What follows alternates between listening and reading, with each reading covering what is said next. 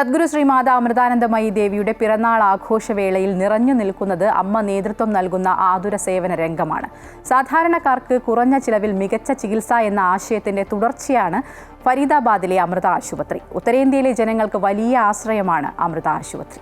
കാരുണ്യത്തിന്റെ കർമ്മക്ഷേത്രമാണ് എന്നും ആശ്രമത്തിന് കീഴിലെ സ്ഥാപനങ്ങൾ. അതിലേറ്റവും പ്രധാനം അമൃത ആശുപത്രികൾ തന്നെ.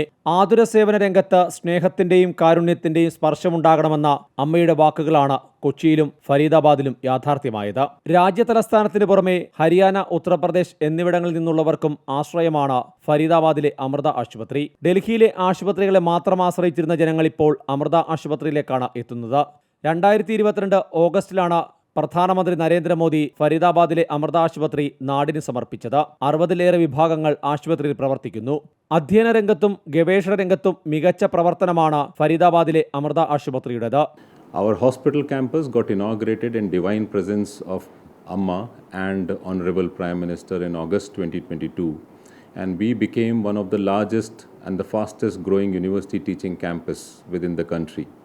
We started with 60 plus clinical departments, very extensive undergraduate, postgraduate programs in academics, research and simulation and public health work.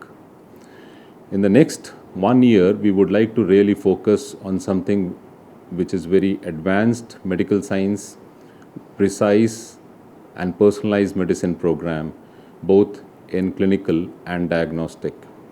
In academics, we would like to focus on postgraduate program.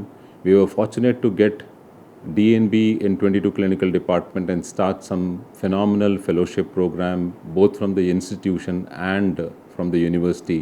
മാറുന്ന ലോകത്തെ പുതിയ അസുഖങ്ങളിൽ നിരവധിയായ ശില്പശാലകൾ ആശുപത്രിയിൽ സംഘടിപ്പിക്കുന്നു.